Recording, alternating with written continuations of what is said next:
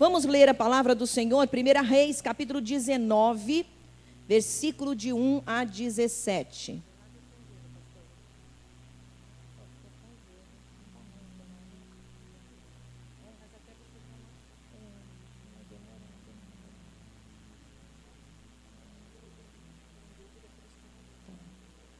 Primeira Reis, capítulo 19, nós vamos ler do 1, nós vamos ler até o 18, só fica um versículo nesta parte. Amém? Já acharam? O Velho Testamento, fica lá para o início da Bíblia, não tão para o início, né? Quase vai chegando aí para metade do meio. 1 Reis, capítulo 19, versículo de 1 em diante diz: Ora, Acabe contou a Jezabel tudo o que Elias tinha feito e como havia matado todos aqueles profetas à espada. Por isso Jezabel mandou um mensageiro a Elias para dizer-lhe: que os deuses me castiguem com todo rigor, se amanhã, nesta hora, eu não fizer com a sua vida o que você fez com a deles. Elias teve medo e fugiu para salvar a vida. Em Berseba de Judá, ele deixou o seu servo e entrou no deserto, caminhando um dia. Chegou a um pé de giesta, sentou-se debaixo dele e orou, pedindo a morte. Já tive o bastante, Senhor, tira a minha vida. Não sou melhor do que os meus antepassados. Depois se deitou debaixo da árvore e dormiu. De repente, um anjo tocou nele e disse: levante-se e coma. Elias olhou ao redor e ali, junto à sua cabeça, havia um pão assado sobre brasas quentes e um jarro de água. Ele comeu, bebeu e deitou-se de novo. O anjo do Senhor voltou, tocou nele e disse: levante-se e coma, pois a sua viagem será muito longa. Então ele se levantou, comeu e bebeu, fortalecido com aquela comida. Viajou 40 dias e 40 noites, até chegar a Horebe, o monte de Deus. Ali entrou numa caverna e passou a noite. E a palavra do Senhor veio a ele: o que você está fazendo aqui, Elias? Ele respondeu: tenho sido muito zeloso pelo Senhor, o Deus dos exércitos. Os israelitas rejeitaram a tua aliança, quebraram os teus altares e mataram os teus profetas à espada. Sou o único que sobrou e agora também estão procurando matar-me. O Senhor lhe disse: saia e fique no monte, na presença do Senhor, pois o Senhor vai passar. Então veio um vento fortíssimo que separou os montes e esmigalhou as rochas diante do Senhor. Mas o Senhor não estava no vento. Depois do vento houve um terremoto, mas o Senhor não estava no terremoto. Depois do terremoto houve um fogo, mas o Senhor não estava nele.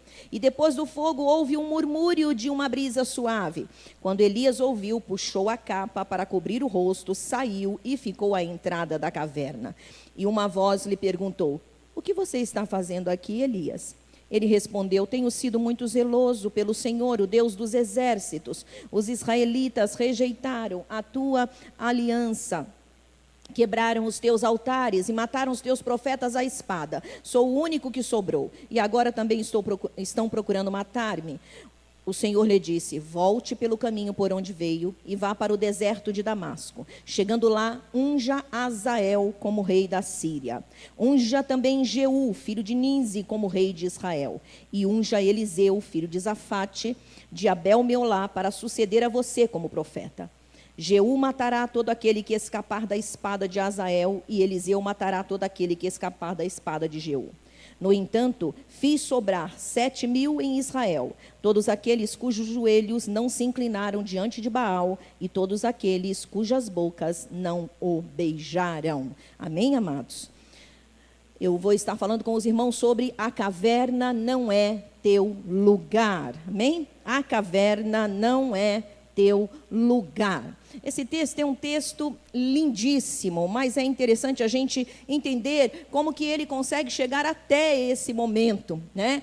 Então, para a gente entender isso, é importante que a gente saiba quem era Elias, né? O que Elias estava fazendo aqui, por que aconteceu isto, enfim. Elias era um conceituado profeta, um poderoso profeta do Senhor, um homem muito sincero, muito separado para Deus, um homem realmente compromissado com o Senhor, mas tudo isso é maravilhoso, até mesmo num contexto em que nós estamos vivendo de cristãos, né? De pessoas que professam a mesma fé ou que estão vivendo certinhos, que estão na presença do Senhor e tal. Só que Elias era tudo isso, um profeta sincero, um profeta cheio da unção, cheio do poder de Deus, mas ele estava vivendo, né, num tempo do povo do Senhor, um tempo de verdadeira apostasia. O que é isso? É afastamento do povo do Senhor. O povo havia abandonado as leis do Senhor. O povo havia abandonado os altares de Deus. O povo passou a queimar sacrifícios a demônios, a outros deuses. O povo passou a renegar tudo aquilo que haviam aprendido das leis de Moisés. Eles simplesmente rejeitaram tudo. Então Elias estava vivendo neste tempo em que toda a nação, a começar pelo rei e pelos seus profetas, né, os profetas, estava todo mundo desviado. Para vocês terem uma ideia, antes de o rei em que Elias estava, que era Acabe, antes de Acabe estar reinando, o pai dele, que chamava Onri, esse homem, ele havia reinado, e esse reinado foi horripilante. Foi um reinado de total desvio do povo. O povo ficou de uma forma tão avessa às coisas de Deus, né, que até mesmo os levitas, o grupo de levitas, da onde deveria sair sacerdotes e profetas, não tinha sido obedecido.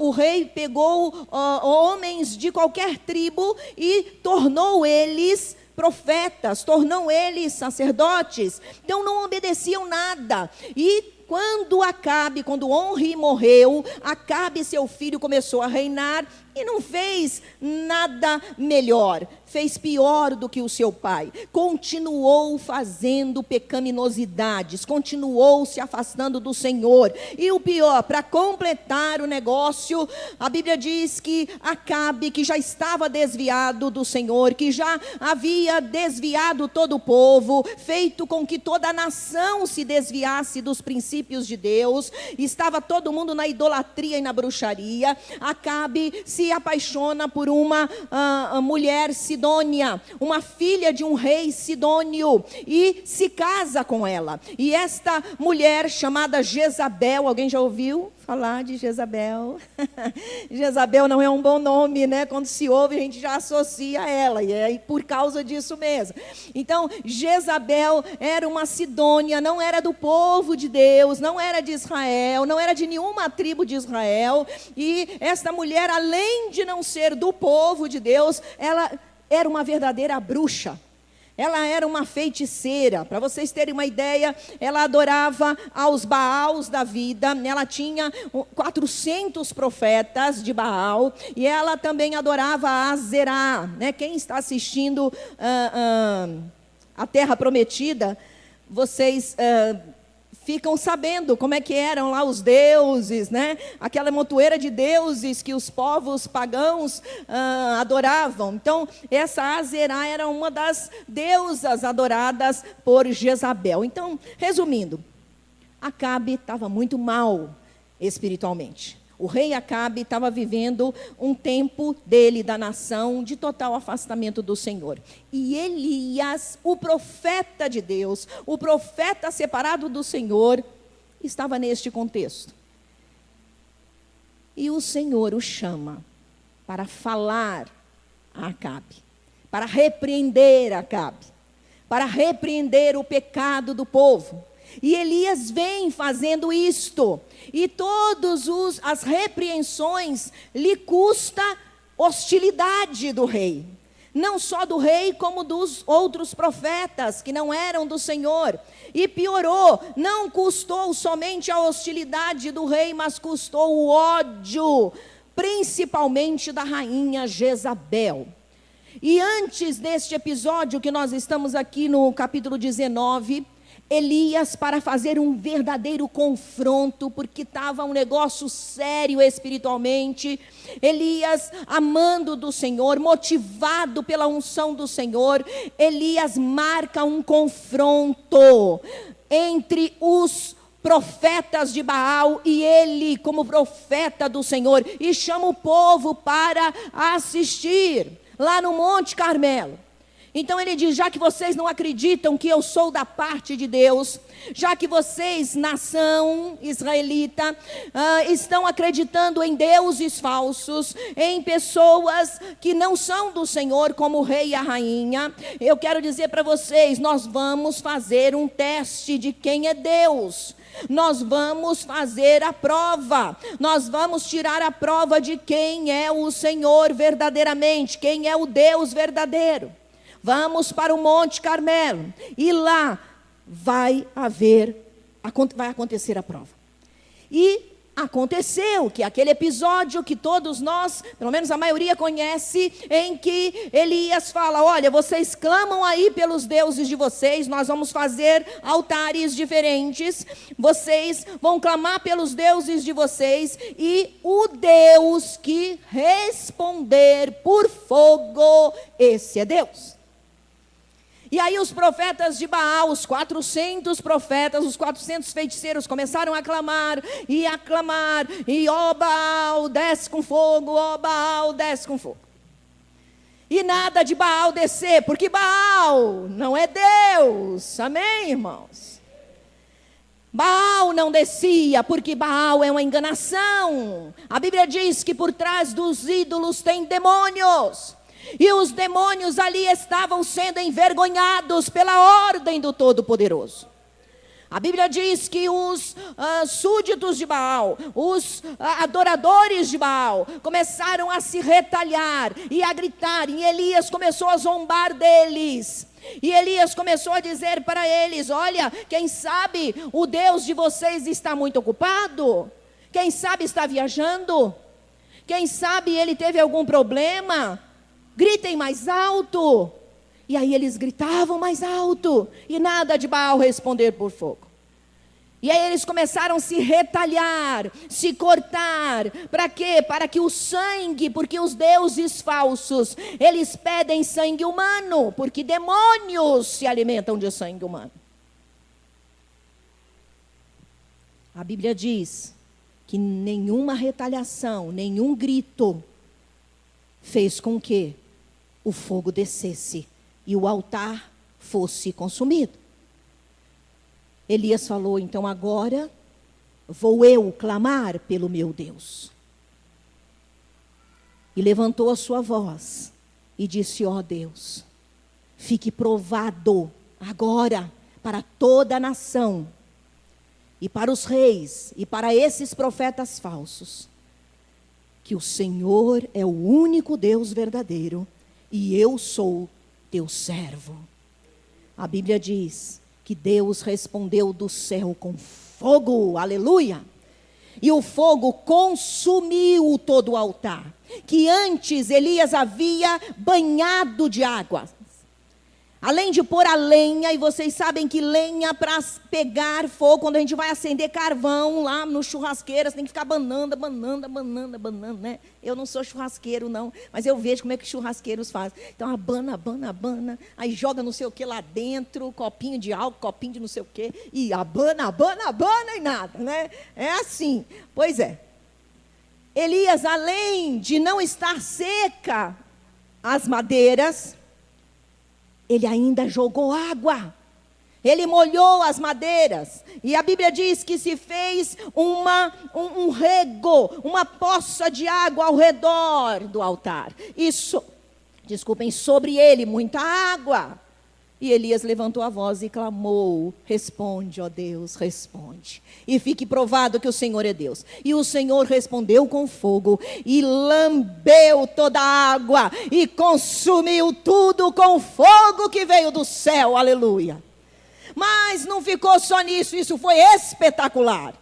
Porém, Elias sacou da espada e matou os 400 bruxos da rainha Jezabel.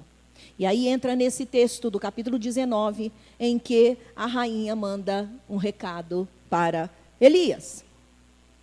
Você fez isso com os meus profetas, com os meus bruxos, pois então, amanhã, a esta mesma hora, você também vai ser morto por mim. E nesta situação, a Bíblia diz que Elias, ele foge de medo. Queridos, eu vou estar aqui falando com os irmãos algumas coisas muito importantes sobre que Deus não nos quer na caverna. Por causa deste contexto de dor, de apostasia do povo, de medo, de ameaça da Jezabel, da bruxa, Elias foge. Primeiro vai para o deserto, e do deserto ele foge para a caverna, com medo. E eu quero com essa história, com esse texto tão maravilhoso, destacar algumas coisas importantes para nós. A primeira coisa que eu quero destacar é sobre as questões sobre a nossa humanidade e espiritualidade que estão expostas neste texto. Eu quero destacar algumas delas. A primeira delas é: todos nós estamos sujeitos a sentimentos de medo e incapacidade. Não existe nenhum super-homem e nenhuma super-mulher. Todos estamos sujeitos a sentimentos de medo e de incapacidade. Lá no livro de Tiago, capítulo 5, versículo 17, Tiago diz que Elias era sujeito às mesmas paixões, aos mesmos sentimentos que nós. A segunda coisa curiosa sobre a nossa humanidade e espiritualidade dentro dessa história de Elias é que nossa espiritualidade não é permanente, mas está sujeita às circunstâncias da vida. O que eu quero dizer? Queridos, nós não temos um patamar para nós pararmos. Ainda não entrei nos tópicos da palavra, aguarda aí. Nós não temos um patamar espiritual para dizermos: cheguei aqui, estou bem na fita, não preciso de mais nada, não preciso de palavra, não preciso de oração, não preciso de culto, não preciso de igreja. Por quê? Porque a nossa espiritualidade não é permanente. Ela está sujeita às circunstâncias da vida. Olha Elias, a Bíblia diz que um dia antes, ou alguns dias antes, porque depois com o trajeto, depois que ele fugiu, ele caminhou por 40 dias e 40 noites. Então a Bíblia fala assim, de um versículo para o outro, tem muita coisa acontecendo. Mas dias antes, Elias estava operando com toda a unção e poder de Deus. Eu e você, ouvindo só o relato, nós concluímos que Elias era um homem cheio do poder do Espírito Santo. Amém, irmãos? Quantos aqui gostaria de ser um Elias? Amém, amém. Eu também. É inegável que Elias era cheio do poder de Deus. Mas, após a ameaça de uma mulher, depois que ele havia matado todos aqueles profetas, feito por uma oração, cair fogo do céu. Quantos aqui já oraram e fogo caiu do céu? Levanta a mão.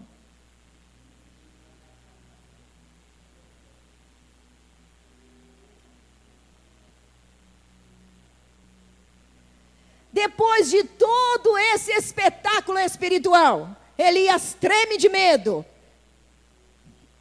com uma ameaça de uma mulher, e foge para a caverna. Então, essa é uma das coisas curiosas que nós destacamos deste texto, da nossa humanidade e da espiritualidade. Amém, gente? Ela não é permanente, mas está sujeita às circunstâncias da vida. Por isso, eu e você precisamos de Bíblia, precisamos de culto, precisamos de oração, precisamos de compartilhar uns com os outros, precisamos de estar em célula. Amém, amados? Precisamos, porque hoje você pode estar super forte. Vai orar por alguém, a pessoa fica instantaneamente curada. Você sai daqui super Elias. Amém? Aí chega lá na sua casa, acontece um problema.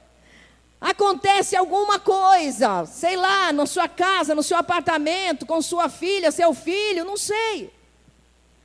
Todo o poder que você usou naquela oração, que vem de Deus, claro, para curar aquela vida, se resume em nada. Você tem uma amnésia espiritual.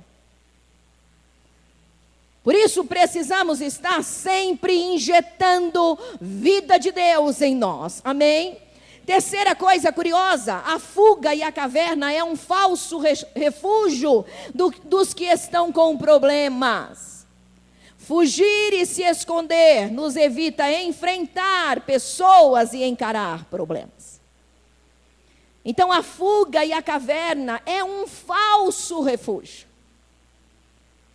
Muitos de nós, para não dizer todos nós, quando estamos com um problema muito grande, que envolve terceiros, pessoas que você não quer encontrar, você procura fugir.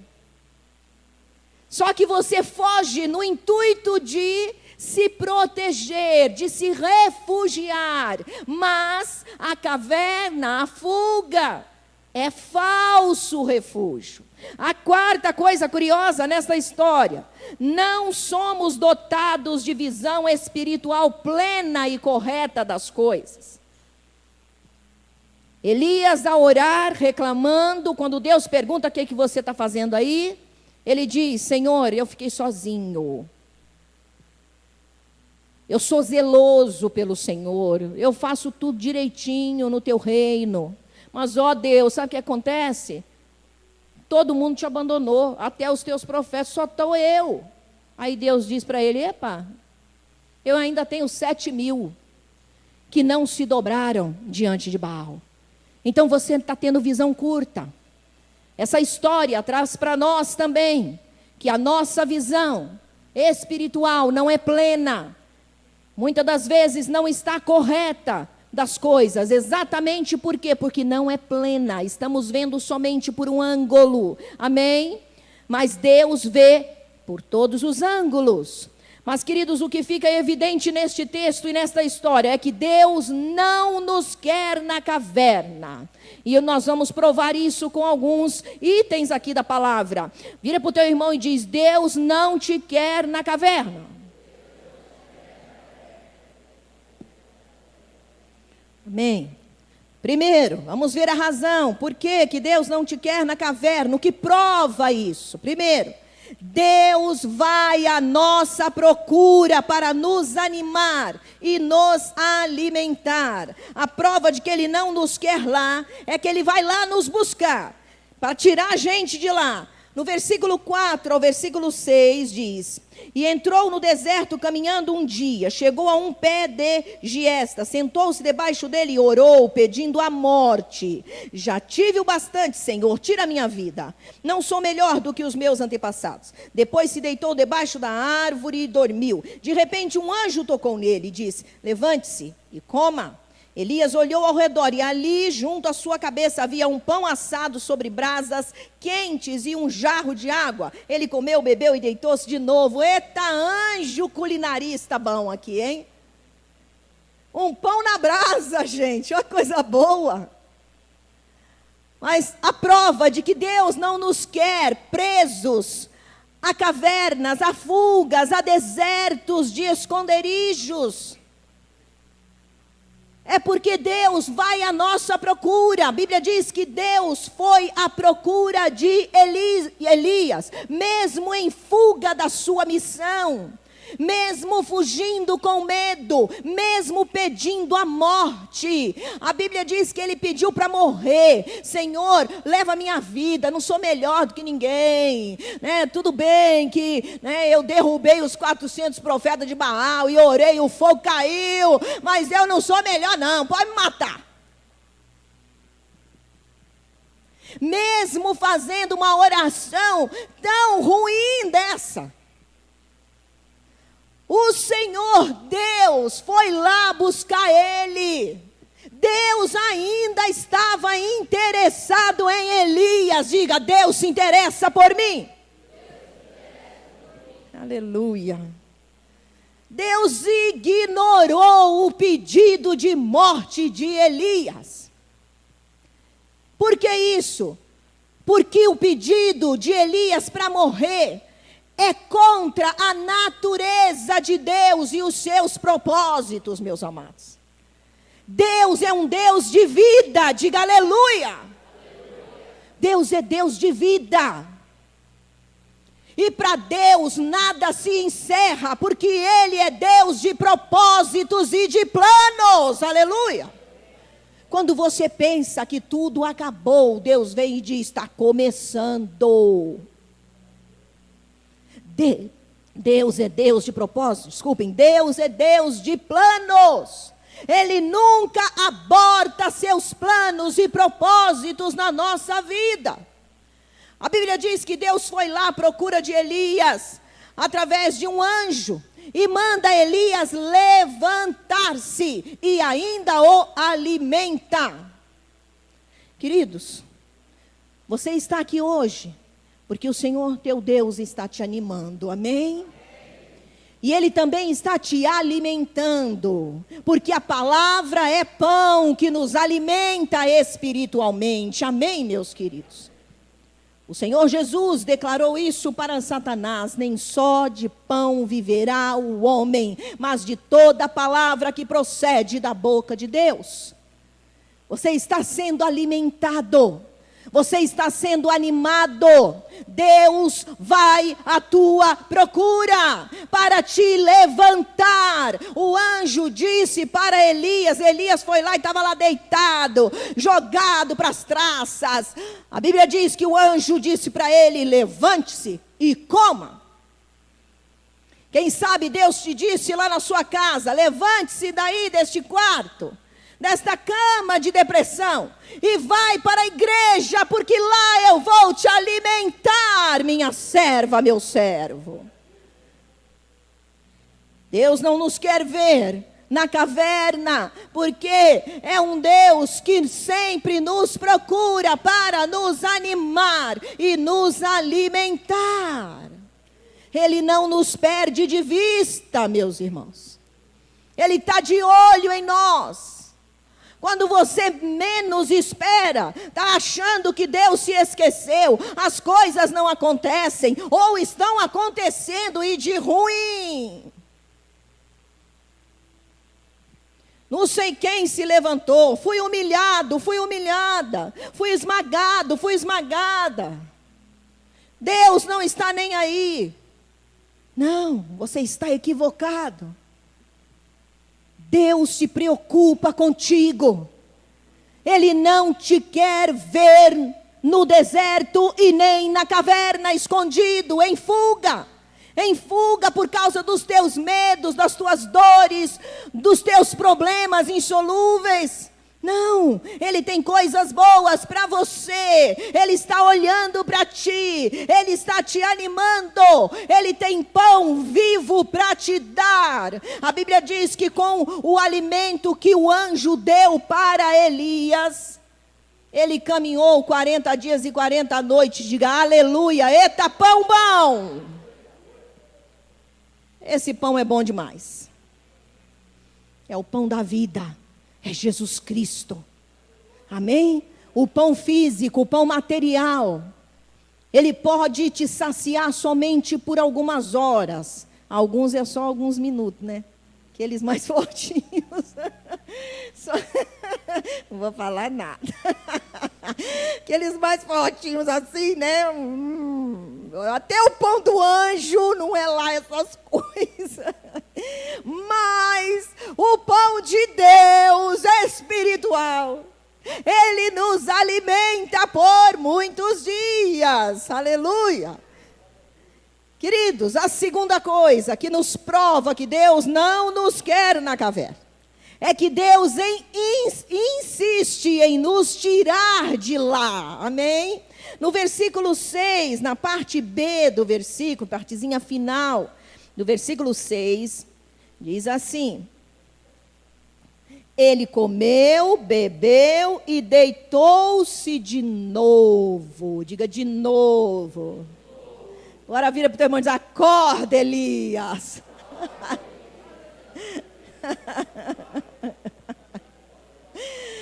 O Elias comeu aquele pão milagroso, assadinho, maravilhoso, que ninguém tem igual. Bebeu aquela água fresquinha, trazida lá pelo anjo, tudo certo, né? Pois é, não estava muito certo, não. Comeu e dormiu de novo. Voltou a dormir, deitou e dormiu de novo. Mas a Bíblia diz, ai, aleluia, porque Deus não desiste de nós. A Bíblia diz que Deus, através do anjo, insistiu com Elias. Acordou Elias e mandou que ele se levantasse, porque Deus tinha muita coisa para ele fazer. Amados, Deus insiste. Ai, como é bom saber disso. Deus está insistindo com a tua vida. Eu sei que muitas vezes você já falou um monte de abobrinha. Você já pensou e desejou um monte de abobrinha. Olha, abobrinha é elogio, viu? Porque geralmente o que a gente pensa e fala de nós mesmos e das situações ruins não são nada abobrinha, viu? Abobrinha até gostosa, né, gente? Vamos falar de comida de novo, Elaine, comida. Abobrinha é gostoso, né? Mas vamos falar então para aqueles que não gostam, acham horrível, jiló. Para quem não gosta, que é amargo, aqueles bem amargos, feito com casca. Né? Então, esse. Muitas das nossas expressões, muitos dos nossos pensamentos, desejo do coração, aquilo que a gente verbaliza no meio da dor, do sofrimento, são verdadeiros pratos de jiló estragado ainda. Nós falamos as maiores abóboras, as maiores coisas ruins sobre nós mesmos. Mas Deus, Ele continua insistindo. Eu tenho um plano para você. Eu vou te tirar disso. Você ainda vai ser feliz. Você ainda vai respirar o ar puro da paz, da alegria, da vitória. Você ainda vai andar na minha presença e ser saciado. Você vai ser livre destas cadeias, você vai ser livre deste demônio, você vai ser livre destas ações malignas. Você ainda vai experimentar o que é vida. Eu não desisto de você, eu insisto de novo, eu insisto de novo, eu insisto de novo. É por isso que muitas das vezes você até acha chato que alguns crentes te busquem, que alguns crentes digam para você: ai, eu estou com saudade de você, faz tempo que você não vai na igreja, ou por que você não foi mais? Essa chatice é santa. É o anjo de Deus te trazendo alimento e batendo no teu ombro e dizendo: levante-se. Eu quero te dar vida. Eu tenho coisa boa para você.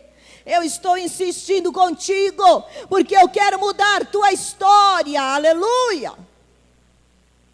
Essa é a prova de que Deus não nos quer na caverna, amados.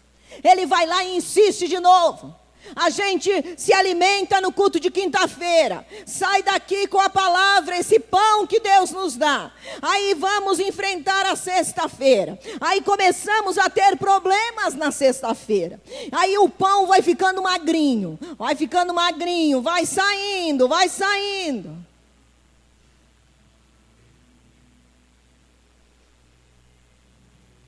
E chega no sábado, Já estamos tão frios, tão incrédulos, tão negativos, tão murmuradores, tão giló.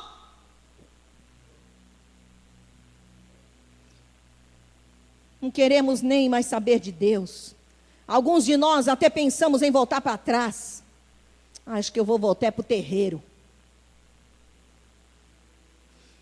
Pago umas obras lá, umas galinhas. Se não tiver dinheiro para galinha, eu compro um caldo quinó. Dá tudo certo. É mais rápido. Absurdo, né? Mas muitos de nós fazemos assim. Aí Deus insiste. Deus vai lá de novo.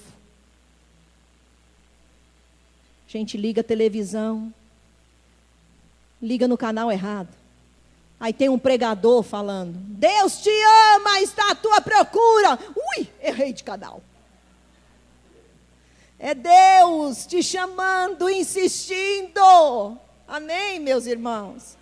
Ele insiste, essa é a prova de que verdadeiramente Ele não nos quer na caverna. Ele quer nos tirar de lá, Ele quer nos tirar desse estado ruim, porque na caverna nós não podemos enxergar nada. Terceiro, a prova de que Deus não nos quer na caverna, porque somente fora da caverna a glória de Deus nos é revelada. No versículo 10 a 13, olha o que diz lá. Ele respondeu: tenho sido muito zeloso pelo Senhor, o Deus dos exércitos. Os israelitas rejeitaram a tua aliança, quebraram os teus altares e mataram os teus profetas à espada. Sou o único que sobrou e agora também estão procurando matar-me. O Senhor lhe disse: saia e fique no monte, na presença do Senhor, pois o Senhor vai passar. Então veio um vento fortíssimo, que separou os montes e esmigalhou as rochas diante do Senhor, mas o Senhor não estava no vento. Depois do vento houve um terremoto, mas o Senhor não estava no terremoto. Depois do terremoto houve um fogo, mas o Senhor não estava nele. E depois do fogo houve um murmúrio de uma brisa suave. Quando Elias ouviu, puxou a capa para cobrir o rosto, saiu e ficou à entrada da caverna. E uma voz lhe perguntou: o que você está fazendo aqui, Elias? Amados, a caverna, ela tem um poder horrível sobre a nossa vida. A caverna, ela nos prende ao medo. E não somente ao medo. Ela nos prende ao aborto dos sonhos de Deus. Ela é a amnésia do poder de Deus e dos seus feitos poderosos. Ela tem esse poder de nos trazerem medo, de fazer com que conservemos o medo. E não somente o medo. Ela tem o poder de nos fazer abortar os sonhos de Deus. E por que ela faz isso? Porque ela nos dá amnésia dos feitos do Senhor. Por isso Deus não nos quer na caverna. Nós abortamos os sonhos de Deus porque ficamos com amnésia dos feitos do Senhor. Imaginem, amados, Elias, há dias atrás, fez uma simples oração. Ó Deus, responde, prova hoje que o Senhor é Deus e não há outro. E fique provado que eu sou o teu servo. Pronto, bum, aconteceu. Fogo caiu do céu. Há dias atrás, Elias continuava, o mesmo Elias, não era aquele lá que fez cair fogo do céu? Não era o mesmo que estava ali na caverna? Sim, mas e o que foi feito dos feitos de Deus na vida de Elias? Elias já antes tinha determinado por obra do Senhor, ele deu uma palavra: não vai chover sobre a terra por 3 anos. E não choveu por 3 anos. Depois ele foi e disse, vai haver chuva. E todo mundo disse, que imagina, está 3 anos sem chuva, que vai na... Pois então, pode escrever. Porque eu digo da parte de Deus, vai chover. E começou a se fazer um monte de nuvens negras. E a chuva caiu. Mas esse mesmo Elias estava lá preso na caverna com amnésia dos feitos de Deus. Amados, a caverna tem esse poder. Ela nos dá amnésia. Nós nos esquecemos que Deus é maravilhoso, que Ele tem cuidado de nós, que Ele já fez coisas grandiosas. A primeira delas foi nos tirar das trevas, nos tirou das garras do diabo, do engano. Curou nossos filhos, libertou nossa casa. Mas quando estamos diante de algum problema, nós entramos na caverna e temos amnésia espiritual. Nos esquecemos de que Deus é o Todo-Poderoso, que contra Ele não há nenhum outro poder, que Ele pode todas as coisas e que eu nele também posso, aleluia. Nos esquecemos. A caverna tem esse poder horroroso de nos prender ao medo. Você não vai ficar corajoso por fugir. Não, é ao contrário. O medo vai se atear a você de uma maneira horrorosa, igual aqueles carrapatos que ficam sugando o sangue. E você vai ficando cada vez com mais medo, com mais medo, com mais medo. E os sonhos de Deus que o Senhor tem contigo, você vai abortando, abortando, abortando. Porque você se esqueceu daquilo que Deus é, fez e faz na tua vida. Por isso, Deus não nos quer na caverna. Mas, queridos, é somente fora dela também que a glória vem. Vejam que o Senhor, Ele deu uma experiência para Elias com 3 manifestações. De vento forte mesmo, de terremoto e de sussurro. E antes de fogo e depois de sussurro. Nenhuma daquelas manifestações anteriores, Deus estava naquela situação.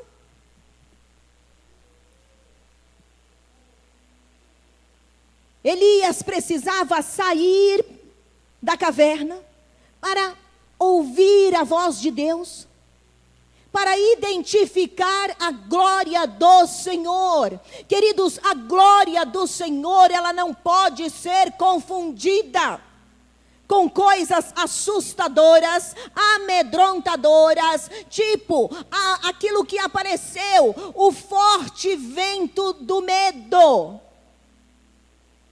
Não é Deus que está falando, morrendo de medo. Não pode ser confundida também com a terrível destruição e insegurança de um terremoto. É Deus que está falando? Não. Mas também não pode ser confundida com o pavor do fogo. Deus não estava naquelas coisas.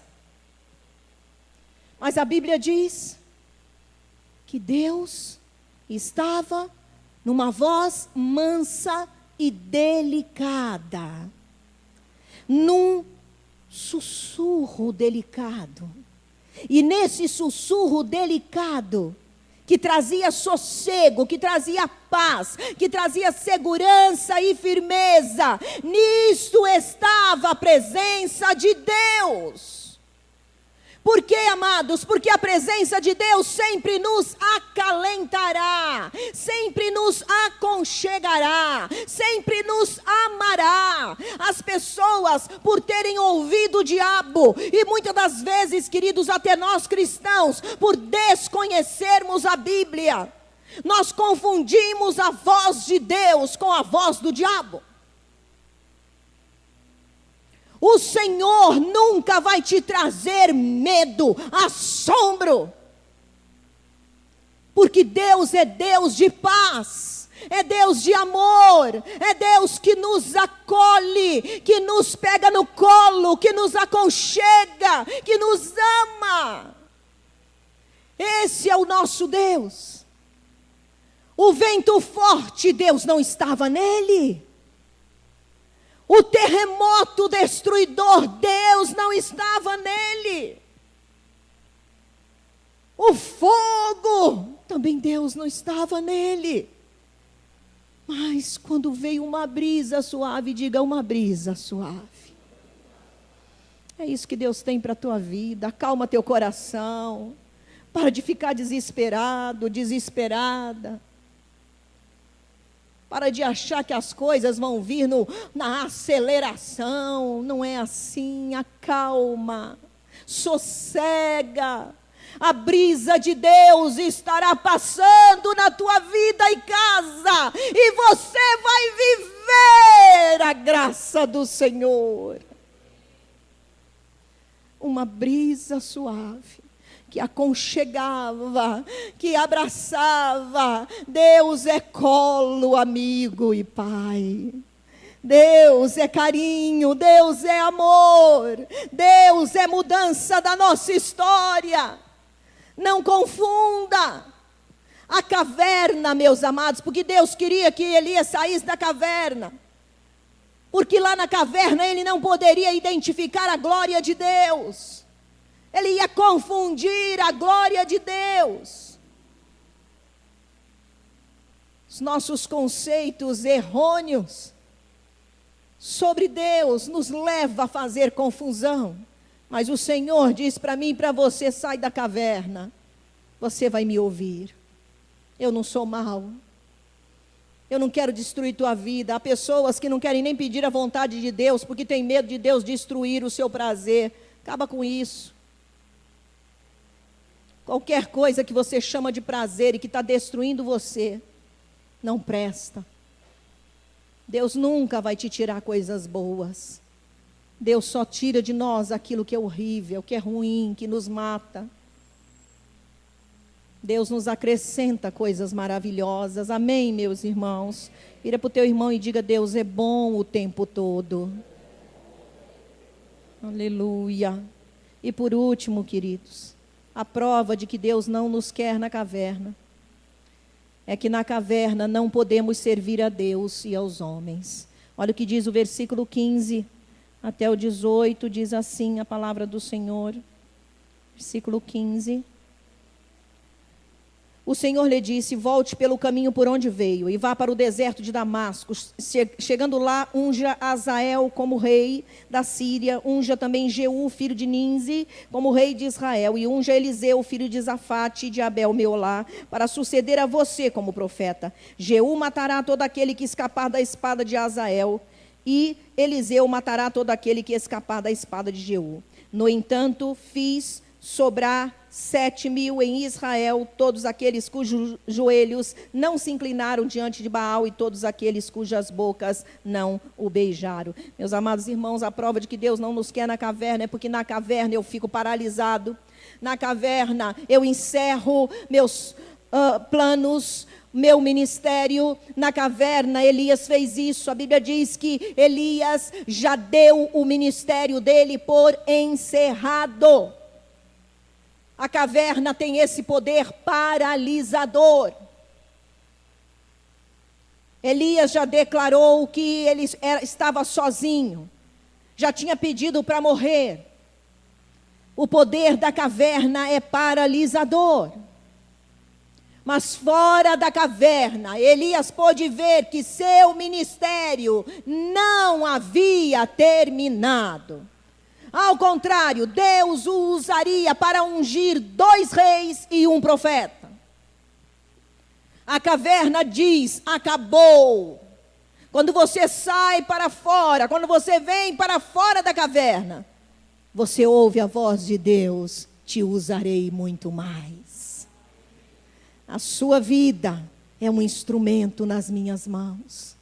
O inimigo, amados, ele é mentiroso. Lá na caverna, o diabo consegue nos convencer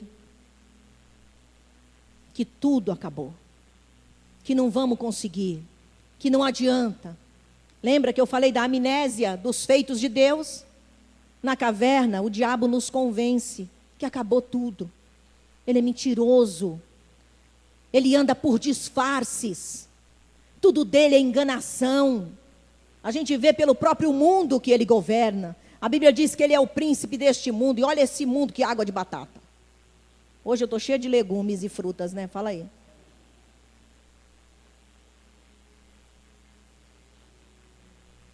Tudo nesse mundo é falso. A gente tira pelo Face, né, gente? Quanta falsidade é o Face.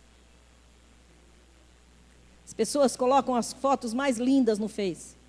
As famílias mais unidas no Face. Por trás daquela foto, tem gente se matando. Casamentos mais unidos, amorosos, perfeitos.